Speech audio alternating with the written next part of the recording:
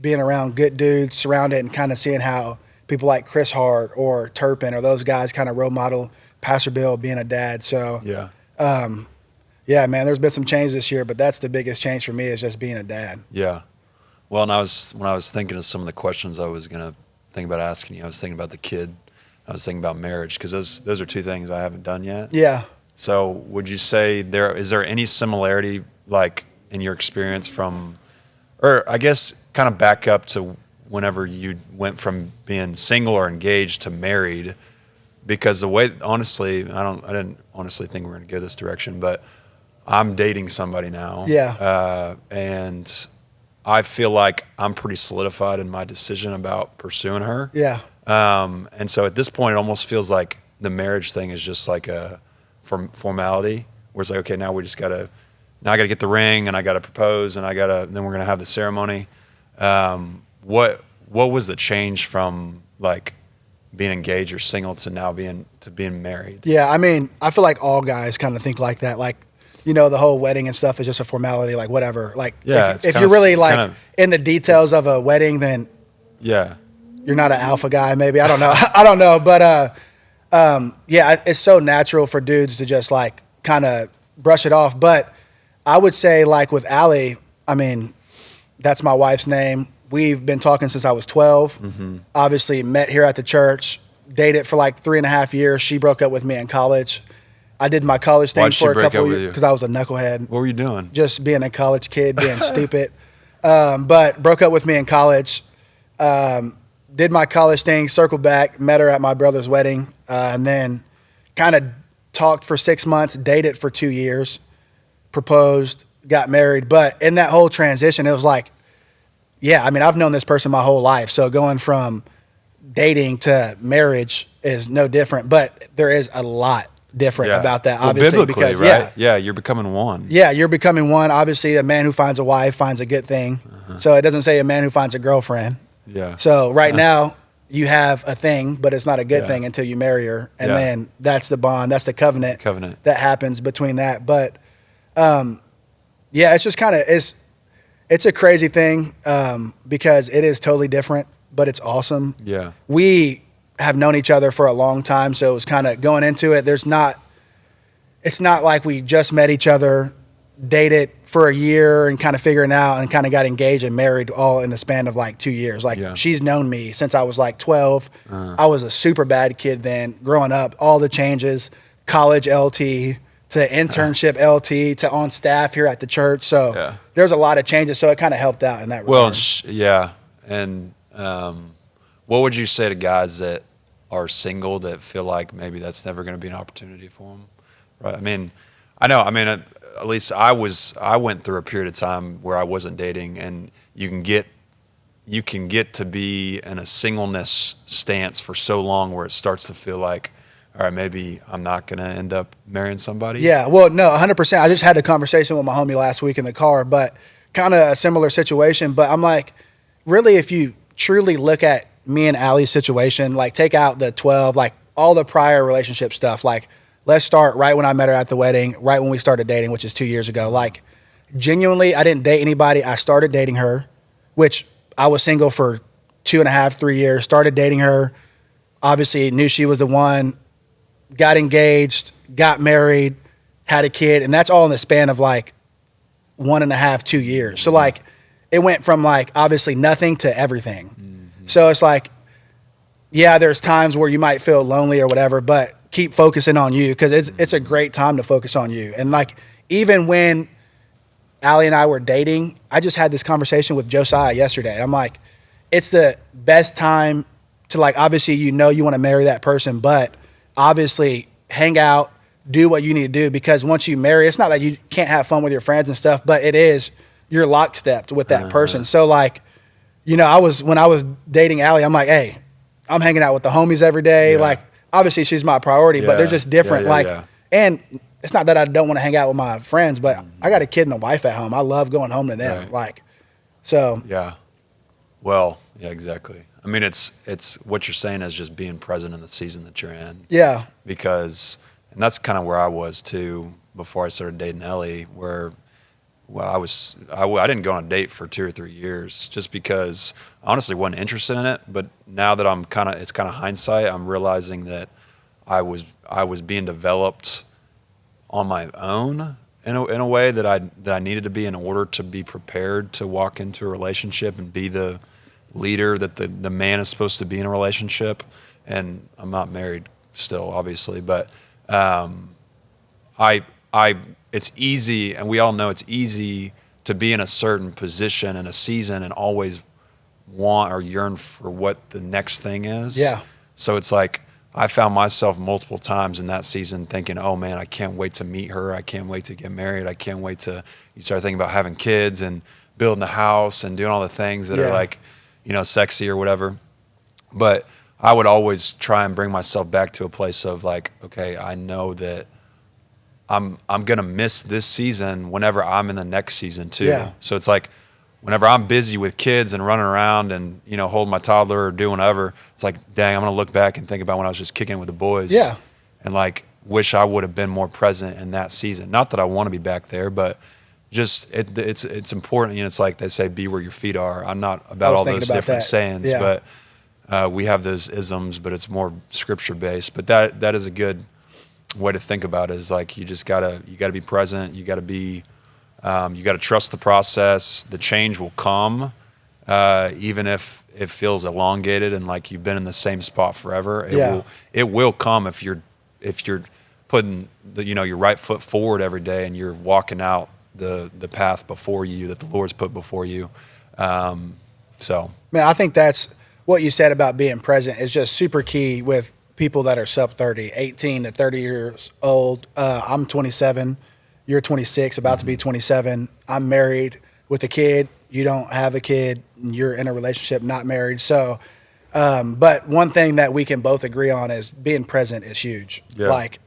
And just wanting, we're talking about change and obviously, having peace with finding that change is very important. But before that change even happens, being present where you are. Yeah. Because I think, like you said, so many times we wish away. And we hear this, it's crazy because the older you get, the more like, what commercial is it, man? Where like, it's like you don't want to be like your parents. You know those commercials that I'm talking about? I think. Progressive commercial. Yeah. Well, it's taking the selfies. Yeah, no, 100%. It's like, like talking about how many parking spots there are, just random stuff like that. And it's like, it's a cycle and it's weird to get outside of it. Cause it's like, those, when we're in high school or middle school and those football players come or basketball players come and talk to your team, it's like, I loved when I was back here, man, like be present. And it's like, man, shut up. Yeah.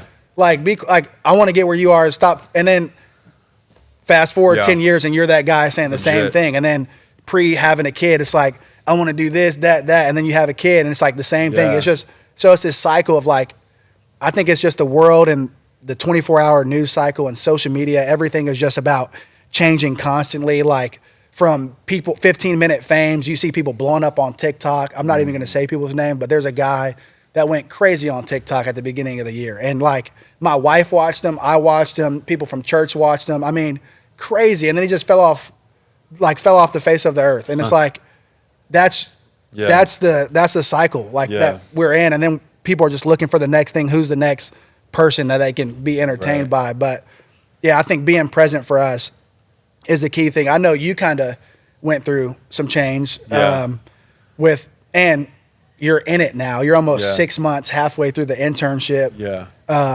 Definitely a different you from the first time I met you. Yeah, 100%. I give you crap every day. Even from the jump, you think, from the start of the internship? Yeah. Oh, 100%. Yeah. But how are you navigating that change? How are you being present as a 26-year-old in the internship when obviously there's a girl that you want to marry, money that you need to make, jobs out there, quote unquote, or whatever? Yeah. Well, and it just, I mean, we've kind of done this dance a couple of times. I think we talked about it in the last podcast a little bit, but it's about peace, right? So in order to take the next step in life, you're going to be tried at some point. You're going to be tested. You can call yourself a Christian. You can read the scripture. You can do all the right things, but there's going to come a point in time where you've got like the Lord, like you're going to have to be put the scripture to the test. You're going to have to like, you're going to have to figure out what you're made of kind of thing. And, you know, I feel like there is always growth and not deliverance, but there's growth on the back end of obedience. And so to answer your question, like it's about the peace. It's about finding peace. And I think I said this on the last podcast, but just being in the house, honestly, like I didn't realize this before I started the internship, because honestly, coming to church for me on Sundays before I started the internship, I would slide in at 9:30, slide into my seat, and then right after service was over, I'd just walk out. I wouldn't sit and talk to anybody. Wasn't interested in it. Now I'm realizing like there is a certain grace and peace that you just operate in as you're in the house of the Lord. Yeah. And I don't even have to necessarily come in and do much on my own to be able to experience. And just the energy, man. Like if you guys want to be, you know, hip and young, we can just call it, I mean, like the energy, right? That's what a lot of people say, it's the energy. Yeah.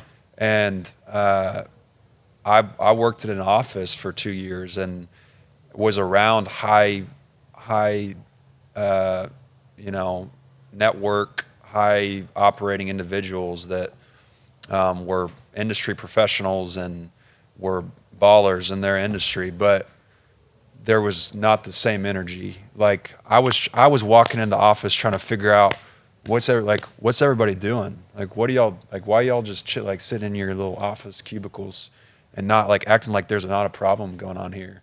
Like where's your energy? I was looking for that. I was searching for that. And I kept showing up and kept getting disappointed, trying to drum that up on my own, and could never do that. And honestly, I remember vividly, like being in the office, I would go down to the first floor and I would take, like if it was nice out, I'd take laps around the parking lot, just walking, trying to like reconcile, figure out like what am I doing kind of thing. And, you know, it's crazy. I mean, and I know, I mean, I'm completely solidified in my decision and starting the internship and doing the internship. I know there's difficulties. There's days that I honestly don't want to be here, but there's no doubt in my mind that like the Lord has solidified the decision and then just has blessed the obedience just by taking that step. So I don't even remember what you asked, honestly. Yeah, it was something along the lines of change, internship. But as you were talking, I was just thinking of like things we could talk about potentially that, you know, an 18 through 30-year-old are going through, like what kind of changes. So obviously, you know, an 18-year-old graduating from high school, making the decision to go to college is a big change. Huge. Or going into the work world. Yeah. Or, you know, I feel like most people in their mid-20s are trying to make career decisions right now and set up for the rest of their lives. Yeah. So, what is a decision that you would talk about that you could kind of give some input to? Probably the mid-20s and trying to pursue a career now to stabilize you for the rest of life. I would start with just when it comes to even just like backing up to graduating high school and going into college, I would be extremely methodical about your decision making of where you want to go to school, which that's kind of hard to say for an 18-year-old because most 18-year-olds don't really care to think about those types of things. Yeah. I made a decision after I decided not to play basketball in college to just go to OU because that's what everybody in my family did. That's what all my friends were doing. I just went with the crowd.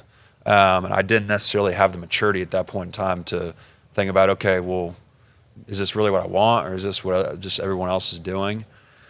So, you know, you can peel back the layers and like, number one, it's like you got to make sure you're surrounded by the right influence, the right counsel.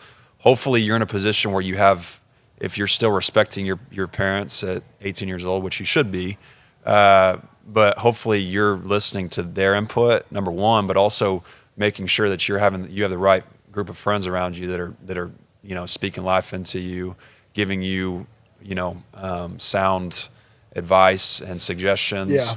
Yeah. And then just not rushing those decisions. I think would be kind of my initial thought to that question. Yeah, I when you're talking about that, I'm like the change, and you said like, obviously the people you're around, and that I think that's kind of where I want to stay for the next couple minutes or whatever in that conversation is friend group, obviously changing friend groups, because I think that is crazy important. Yeah. Like obviously, I think maybe 5 to 6 years ago, Chris Hart, somebody at the church, there's so many good dudes that say great things around, but just said like, man, if you hate your life, then look who you're surrounded by. Yeah. Like Legit. check your circle. Yeah. And I'm like, yeah, 100%. And I wasn't doing that at the time. I'm like, my emotions were all like this. And then I look to my left and my homies' emotions are all like this. And I look to my right and I just did. That's crazy. I just looked to my left.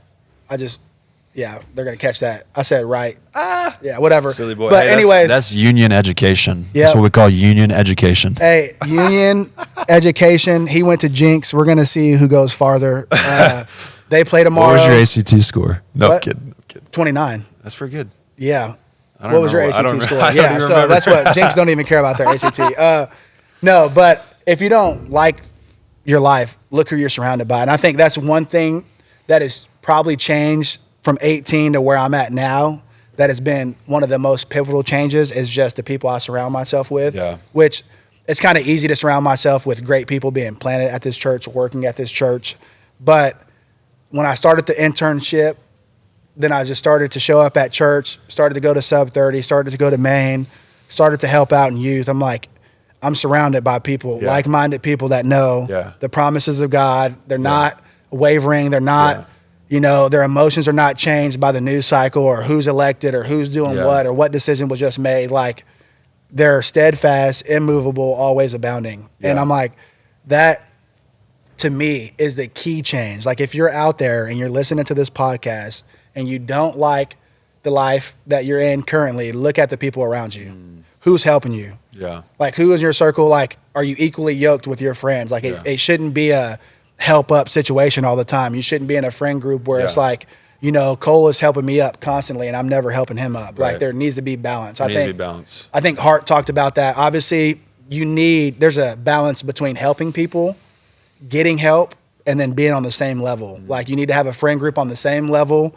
You always need to seek for somebody smarter, wise counsel.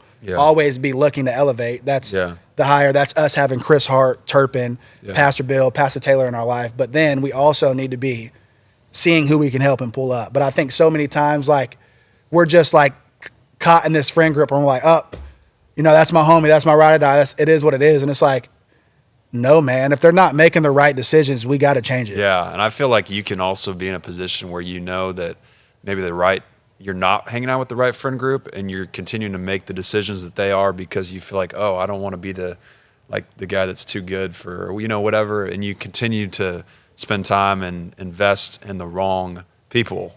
And it's like, at some point you just got to make the decision and be bold. And it's not even necessarily cutting friends off. It's just saying, hey, these are my standards and this is what I'm living by. And I love you guys, but I can't, I can't spend as much time or do the same things that we've been doing. Yeah, 100%. I got guys that are still doing the same thing and, at 26, 27 years old that they were at 18, 19, 20. And it's like, okay, whoa, are we like, do you just not want to grow? Like, how are you in the same position that you were 8 years ago?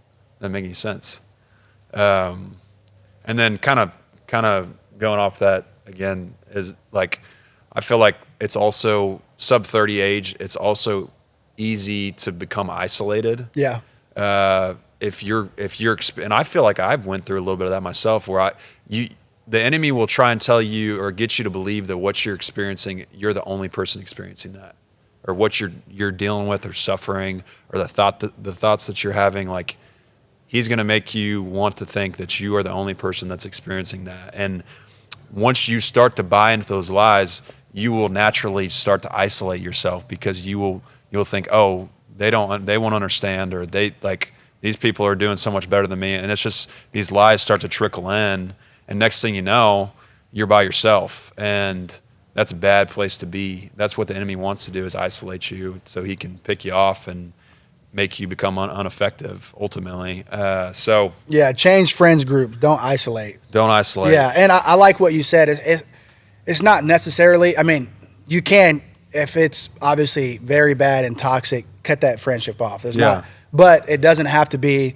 Hey, Cole, don't ever block on everything. We're not talking. It's like, I think people go like too extreme with stuff. It's like the whole like, I'm going to block you on everything and you're out of my life. It's like, okay, do whatever makes you feel happy. I'm not that kind of guy. But I think the boundaries are, it's like, yeah, man, I'm not going to that environment anymore. Yeah. Like, I can't go to that environment because every time I'm in that environment, it's hard for me to say no to that kind of stuff. So you know where I'm at. Come to church. It's not that we're not friends. Like, my friends know now, and I used to hang out with them all the time, go to their houses, that kind of stuff. But they know now where to find me. Yeah. My phone is still open. I'm still in group messages with my friend. I still send Bible scriptures. I'm still joking back and forth. Yeah. But I'm just not doing the same stuff. So and I'm elevating. Is the so are you saying just come to the church? Like, the church is the only place that you would hang out with them? Is that what you're saying? Or it's not. No, it's not the only place I would hang out with them. It's just being cautious about what environment. They're not dictating my environment. Yeah. I'm dictating the environment. Okay, So okay. for instance, Cole invites me over to his house, and every time I go over to Cole's house, we typically drink. Well, I'm not going over there anymore. Yeah. So it's not that we can go out to eat. Yeah. You know what I'm saying? I just can't go to that environment where that was our friendship built off of that. Yeah. So it's that kind of change. Totally. But sometimes the truth hurts. Sometimes it is what it is. I mean, and I think we as people naturally have feelings. Yeah. And sometimes it's hard to make those decisions because you're stuck in your feelings. It's like, I don't want to say this to Cole. I don't want to cut him off because we had this friendship. So I'm just going to continue to, I don't know, be mediocre and be caught in an environment. And it's like, we got to be different. Yeah. Like you said, the fact that people are still doing the same thing 8 to 10 years later, like post high school, is crazy. I was talking to Nunez. We're in the car however many weeks ago, whatever, when Halloween was around. And I had a homie hit me up. Hey, man, what are you doing for Halloween? And he's like, what do you think I'm doing? I'm 27. I have a kid and a wife. Like, even if I didn't have a kid and a wife, what you think I'm going to dress up in a costume and go party? Like, again, if you're listening to this and you do that, hey, man. No, there's nothing wrong with dressing up. But nothing wrong with dressing up and, having Gatorade and milk and cookies. But, like, the fact that people are dressing up and going to clubs and still, like, chasing that same thing, it's like, what are we doing? But it's that FOMO, that fear of missing out, that, I don't know, that I guess of being afraid to change. And it's crazy to me because, and I'm sure you were at a point where you were doing all that at one point. I know I was. And I got to a point with all that stuff where it's the same result every single time. Like, you go and do it hoping to experience something different, and never is anything different. Like, it's like, this is stupid. There has never been a time I've been drunk and the next morning been like, I love being drunk. Can't wait to do like, can't wait. Like, that was awesome. Like, there's never been a time, and that probably what helped me stop drinking, because I'm like, I hate feeling miserable. Yeah. Like, and obviously it's not biblical, so now I'm in the church, I don't drink. But I'm just saying, like, it's a weird thing that it's such a weird thing that it's like people like at least like my age group and younger, it's like, let's do what we need to during the week, and then we're going to drink on the weekends. I'm literally like working for the weekend. That's what Big O said he used to do. He said back in the day he used to work for the weekend, which is crazy. He literally worked Monday through Thursday to go out Friday and Saturday. Oh, that's what I mean. I was there too. Yeah, because that right there is just an indication that's like you're miserable during the week, so you have to have this thing that you're looking forward to in order to get you through like the Monday, Tuesday, Wednesday. It's just crazy. I mean, yeah. I mean, and it's just I just see it. I take it, and I'm not super far removed from being in this position, so I'm preaching to myself. I'm talking about myself here too. Is like, it's just crazy to take a step back and look, and it's like, and I understand because I was there, because it is fun in the moment. Yep. Like, it's fun leading up to it. It's just once you're in it, and after, you realize that there's nothing that is productive about it. There's nothing that is fruitful about it. There's nobody that is being built up and like growing in any type of that environment at all. And it just honestly, and you get to a hungover Sunday, and then it bleeds into your Monday and Tuesday, and then all of a sudden it's Wednesday, and like Wednesday's the first day you're feeling good again, and it's like, okay, now we've just forfeited Monday and Tuesday, and I feel like I'm now in a position, especially at the church, where I can't afford. I can't afford to miss. I can't afford to not be on my game Monday, because we have a responsibility to move the ball down the field every single day. I can't, I mean, and Pastor Bill talks about this all the time. It's like, if I have the sniffles, I'm not staying at home, because we're talking about souls. Souls are on the line. Like, we're talking about winning people to Jesus. We're talking about getting people to heaven. Like, I can't afford to miss Monday and Tuesday because I want to have fun on Saturday night. It's crazy. Yeah, I think what you said halfway through there, and this is the key. Sometimes some of this can, hey, don't do that. Don't do whatever you do. We've been there. Yeah. Like he said, he's just not like, we've all done all that kind of stuff. Yeah, listen, no, we're not perfect by any means. No. We're not, so whatever. But I think the key thing that you said that stuck out, and this is why I kind of stopped doing that, because if it's not fruitful, why are you doing it? Yeah. So if it's not producing fruit, if it's not producing good things, so for the people who don't know, fruit are the good things in life. Like, we're supposed to be fruitful and multiply. That's what it says in the word. So you judge a tree by its fruit. So if you walk past a tree and doesn't have any fruit, well, that's a bad tree. And there's a story in the Bible where Jesus walks past a fig tree, nothing on it. He curses it immediately. Mm-hmm. And I think I kind of spoke to JoJo maybe a couple months ago, and we always kind of circle back to that story. But it's like, how many times do we see a friend or something in our life, a situation, a fig tree that is bearing no fruit? But we just keep going to it. We keep watering it. And it's like, no, at some point we have to cut that tree off. Like, it is not bearing fruit. Yeah. You going out to the club every Saturday for 10 years, where's the fruit on that? Like, you're like, it's a 10-year cycle. Like, I can tell you, me being plugged in to church, planted after the internship for 3 years, I can go back to all the fruit. Yeah. So like, if you can't trace back your fruit to where you're at, then it's not a good environment. Yeah. So that, I feel like that's a main thing. Like, if it's not producing fruit, we got to get out of it. And definitely at our age, we cannot just be stagnant and stick around things, stick around people, stick around situations, stick around jobs. If it's not producing fruit. Yeah.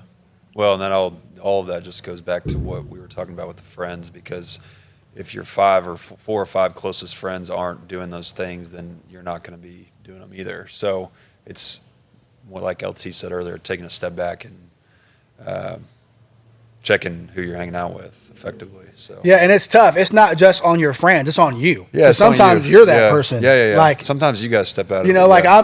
I feel like most environments I go to, I would be one of the quote unquote leaders of my friend groups. Maybe not but one of them. And I just feel like, I've created some of those environments for those people. So now I'm trying to create a different environment. So it's not just look at your friend group. Obviously, look internally.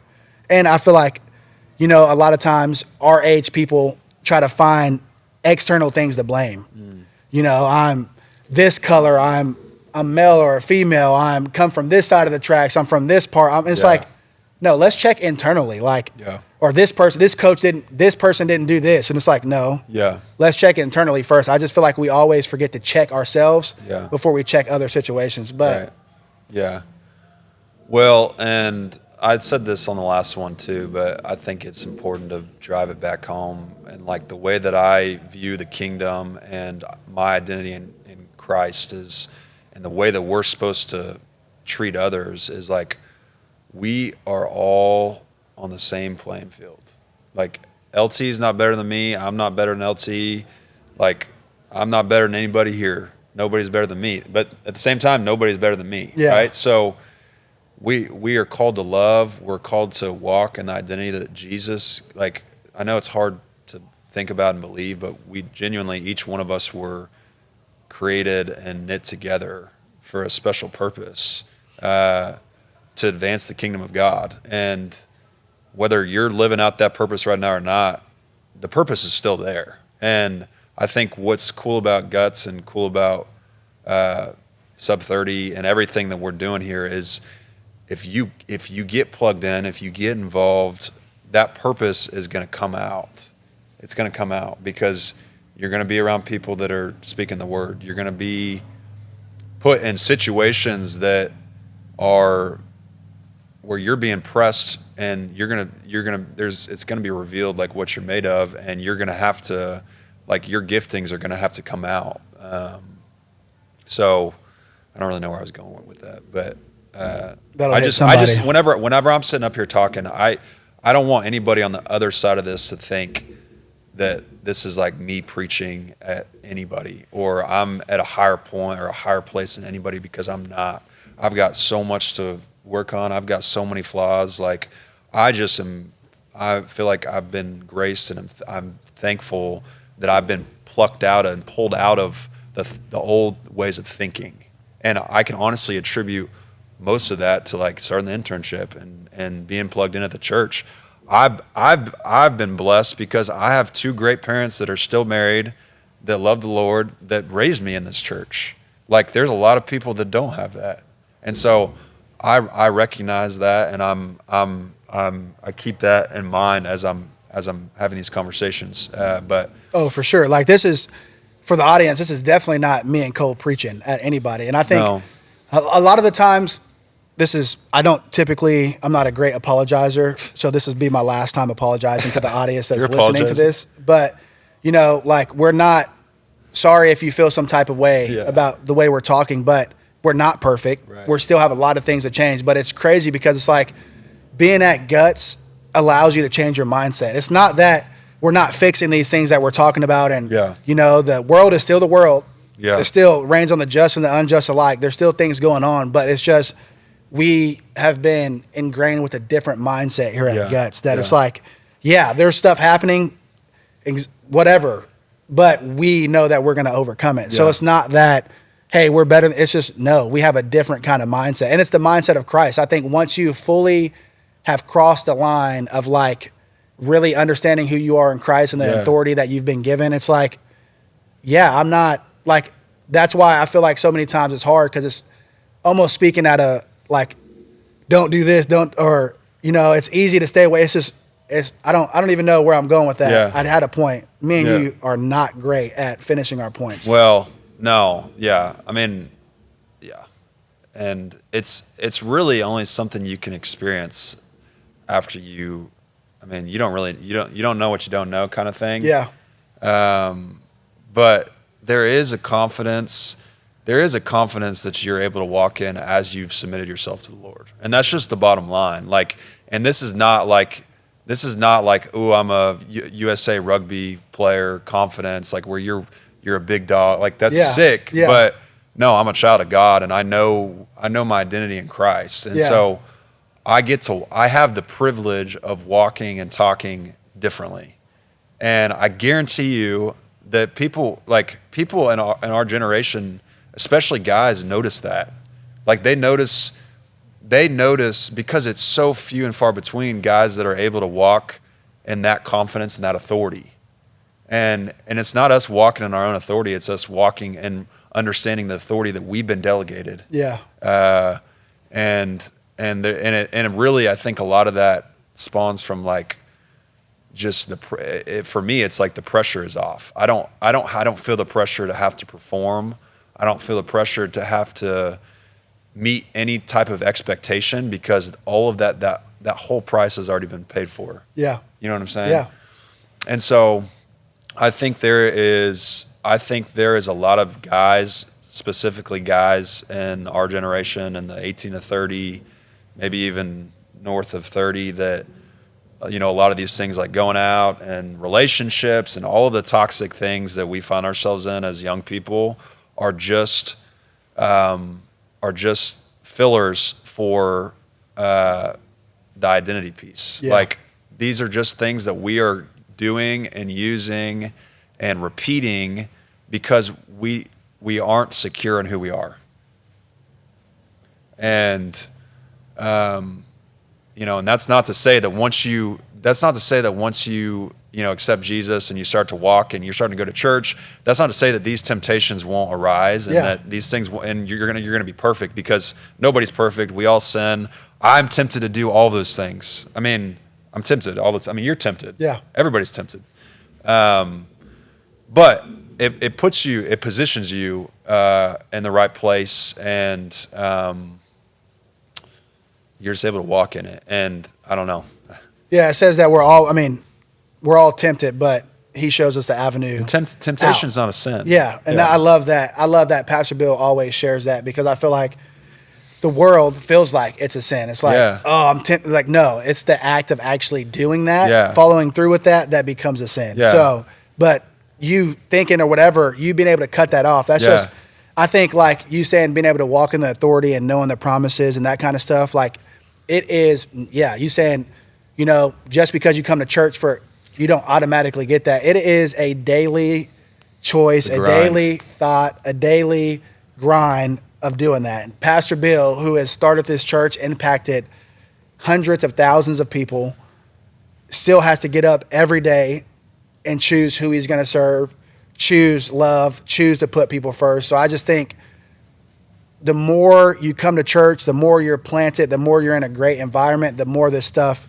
becomes a little bit easier. It's not that you're going to perfect it, because every day you're going to have to get up and choose it. Yeah.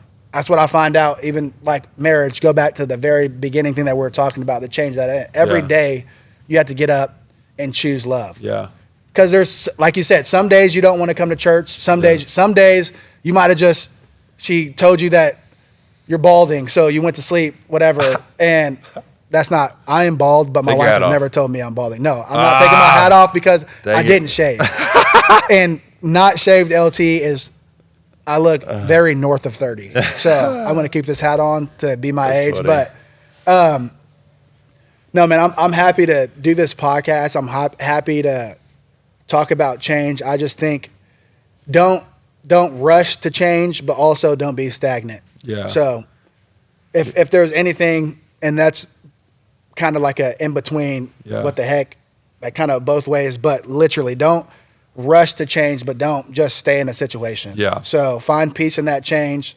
And that can be with friend groups, that can be with relationships, that can be in work life, that can be in whatever. We kind of touched on 4 or 5 different changing avenues between works, relationships, marriage, kids, that kind of stuff. I kind of wanted to, we can kind of end on this if we want to, but I was kind of thinking this morning about change and like our generation and the church and where we're at in the church, not this church specifically, but the church as a whole. Yep.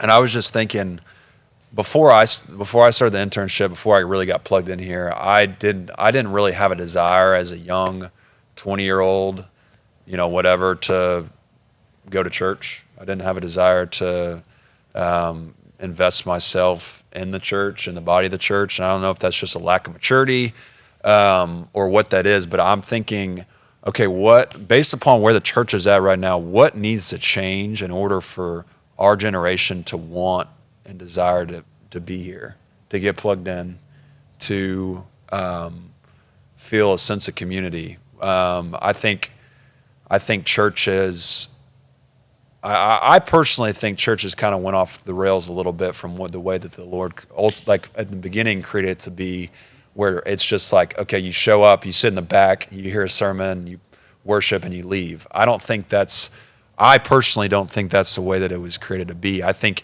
each individual that has accepted Christ in their heart has a duty and a job within the body, within the kingdom, to advance the kingdom. And that's how I feel like for myself. It's like at the church now, I'm showing up because I have a part to play. LT's showing up because he has a part to play. If LT doesn't show up, it's hard for me to do my job. So that's pivotal. It's pivotal for LT to show up, and it's pivotal for me to show up, because there's people that are counting on me, there's people that are counting on LT, and there's people that are counting on the people that haven't yet shown up, because they have a part to play too. And so I'm just sitting back thinking, what do we have to do as young people in the church right now to affect change, to try and cultivate an environment where younger people want to step into the church and contribute and be a part of it. And I think ultimately and we're in the very early stages of Sub30 in this podcast. And I think just sparking the conversation, hopefully will get people interested in thinking about this.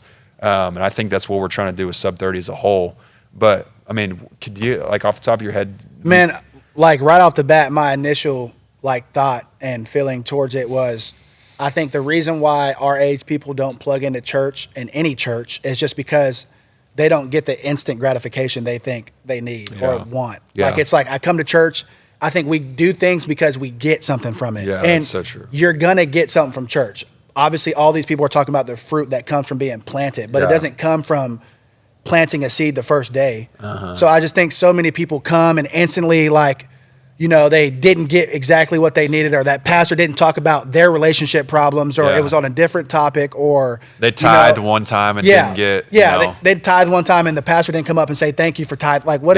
It's just weird things like that. But I think it's instant gratification that our generation is looking for, and that's why I think we, as young adults that love the church and obviously feel called to serve a duty for the kingdom, but I think the way we get people back plugged into church our age is just living a great life and being good dudes our age. Like, I think people want to be around good people. So the more we can work on ourselves and become great, and not and great internally, LT, I'm great. Like, I am who I am because of God. Yeah, exactly. And jump on because he can do the same for you, kind of thing. Like, I think that's, so I'm really like, every day I'm trying to figure out, okay, how can I get better as myself? How do I make this, you know, more appealing for people? Not like, it's kind of like how Pastor Chano said, you know, he didn't think he could have fun without drinking until he was around dudes that had fun without drinking. It's like, people don't know you can do certain things within church or have fun or be dudes and talk trash about football and tell you that OU sucks every day or whatever it is. They just think you're going to come in here, sit down, suit and tie. It's not like that. No, man, like, get that idea out of your head. But don't look for the instant gratification. Like, you very rarely and almost all the time, instant gratification does not turn out well. Like, I think Matt Rogers said this 3 years ago, but the devil only shows you the beginning and never the end.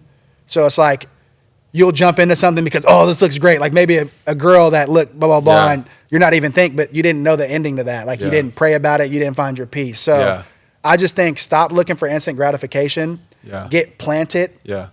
Stop being moved by your emotions. But we just have to keep living great lives from God that look appealing, because I wanted to live this life because of Pastor Bill, Chris Hart, and Turpin. And it like, is looking appealing. at those dudes. Yeah, it is appealing. It's the best life you can live. 100%. I'm like, what? Those dudes have great wives. Their family loves them. Like, businesses are thriving. Like, they're giving back. Like, they're not just worried about them. They're pouring into me and other, like, it's that kind of stuff. So it's like being people who people want to be. Totally. So that's how we get people plugged into church. Yeah, and I think if you can be mature enough, if you're listening to this and you can be mature enough in your posture of heart to start thinking about the church in a way of, instead of what can I get out of it, what can I provide? What can I do to serve the church? What can I bring to the table, you know, in the church? That's instantly going to, like, turn some people off. Like, that serving word is just instantly like, what do you mean? Like, the church only